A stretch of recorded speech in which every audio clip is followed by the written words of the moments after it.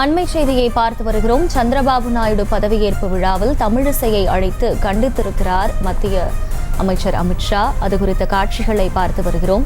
தமிழிசை அளித்த விளக்கத்தை ஏற்க மறுத்து தான் சொல்வதை மட்டும் கேட்குமாறு கூறி அவர் கண்டித்திருக்கிறார். அது குறித்த காட்சிகள் வெளியாகி இருக்கும் நிலையில் அது குறித்த அண்மை செய்தியை பார்த்து வருகிறோம். கூடுதல் விவரங்களை செய்தியாளர் ராஜேஷ் வழங்க கேட்கலாம். ராஜேஷ், வணக்கம். விவரங்கள். வணக்கம். ஆந்திராவில் சந்திரபாபு நாயுடு முதலமைச்சராக பதவியேற்கக்கூடிய நிகழ்ச்சி ஒருபுறம் நடைபெற்று வருகிறது. இந்த நிகழ்ச்சியில் பங்கேற்பதற்காக மத்திய அமைச்சர் அமித்ஷா உள்ளிட்ட பல முக்கிய நிர்வாகிகள் வந்திருக்கிறார்கள்.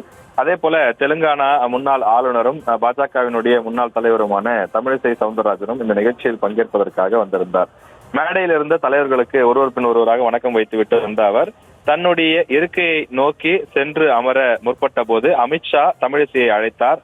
அருகில் அழைத்து அவர் கண்டித்தது போல ஏதோ பேசினார். தமிழிசை குனிந்து அவர் விளக்கம் ஏதோ சொல்ல முற்பட்டார். ஆனால் நான் சொல்வதை மட்டும் கேளுங்கள், நீங்கள் பேசாதீர்கள், உங்கள் விளக்கத்தை ஏற்க முடியாது என்பது போல அவர் சைகை மூலமாக பேசியது புரிந்தது. இந்த விவகாரம் என்பது தற்போது ஒரு பெரும் விவாதத்தை கிளப்பியிருக்கிறது.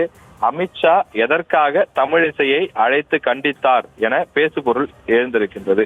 இந்த நிலையிலே தமிழிசை கடந்த சில நாட்களாக பத்திரிகையாளர் சந்திப்பில் பரபரப்பான பல கருத்துக்களை தெரிவித்து வருகின்றார். உட்கட்சி சார்ந்தும் தன்னை விமர்சிப்பவர்கள் மீதும் கடுமையான அந்த கருத்துக்களை தெரிவித்து வருகின்றார். அதே போல பாஜக எடுத்த முடிவு தவறான முடிவு என்பது போலவும் ஒரு கருத்தை தெரிவித்திருந்தார். அதாவது நடைபெற்று முடிந்த நாடாளுமன்ற தேர்தலில் அதிமுக பாஜக கூட்டணி வைத்திருக்க வேண்டும், அதிமுகவுடன் பாஜக கூட்டணி அமைக்காதது ஒரு தவறாக முடிந்தது என்பது போல அவர் கருத்து தெரிவித்திருந்தார். அதிமுகவுடன் பாஜக கூட்டணி அமைத்திருந்தால் வெற்றி கிடைத்திருக்கும் எனவும் தமிழிசை கருத்து தெரிவித்திருந்தார். இந்த கருத்து என்பது பாஜகவில் இருவேறு கருத்துக்களாக பேசப்பட்டு வருகின்றது. ஏனென்றால் அண்ணாமலை மற்றும் அவர் தரப்பை சார்ந்தவர்கள் பாஜக தனித்து நின்றால் மட்டும்தான் தமிழ்நாட்டில் கட்சியை வளர்க்க முடியும், மற்ற கட்சிகளோடு முதுகில் சவாரி செய்தால் கட்சியை வளர்க்க முடியாது, மற்ற கட்சிகளோடு ஒட்டுண்ணி போலதான் இருக்க வேண்டும் என்று அவர் ஒரு கருத்து தெரிவிக்கிறார். எனவே கட்சியில் இரு கருத்துக்கள் இருப்பதாக மேலே தலைமைக்கு புகார் சென்றதாக கூறப்படுகிறது. எனவே அந்த புகாரின் அடிப்படையில் அழைத்து அவரை கண்டித்தாரா எனவும் தற்போது கேள்வி எழுந்திருக்கிறது. அண்ணாமலை பதவி காலத்தில் பாஜகவில் ரவுடிகள் சேர்க்கப்பட்டதாகவும் தமிழிசை சமீபத்தில் பேட்டி ஒன்றிலே குறிப்பிட்டிருந்தார்.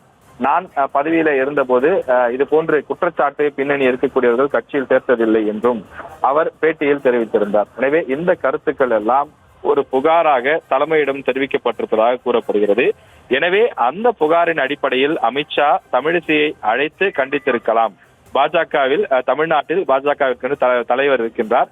எனவே ஒரு மூத்த நிர்வாகியாக இருக்கக்கூடிய நீங்கள் பாஜகவினுடைய கருத்தை விமர்சனம் செய்யக்கூடாது, தற்போது இருக்கக்கூடிய மாநில தலைமையை விமர்சிக்க கூடாது, இது கட்சியை பிளவுபடுத்தும் என்ற ரீதியில் அமித்ஷா அழைத்து அறிவுரை கூறியிருக்கலாம் என்று தற்போது அந்த கட்சியினுடைய நிர்வாகிகள் ஒரு தகவலாக தெரிவிக்கிறார்கள்.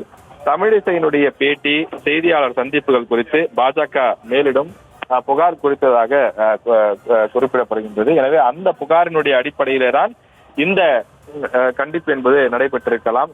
ஒரு சில நிமிடங்கள் மட்டுமே இந்த பேச்சுவார்த்தை அமித்ஷா மற்றும் தமிழிசை ஆகியோருடைய அந்த உரையாடல் இருந்தாலும் கூட அந்த பேச்சில் முகத்தில் கோபம் வெளிப்பட்டதையும் அவர் சைகை மூலமாக நான் பேசுவதை மட்டும் கேளுங்கள், நீங்கள் சொல்வதை ஏற்க முடியாது என்பது போல அவர் பேசியது பல சம்பவங்களை நமக்கு உணர்த்துவது போல இருந்தது. செய்திகளை உடனுக்குடனும் துல்லியமாகவும் தெரிந்து கொள்ள சப்ஸ்கிரைப் பண்ணுங்க.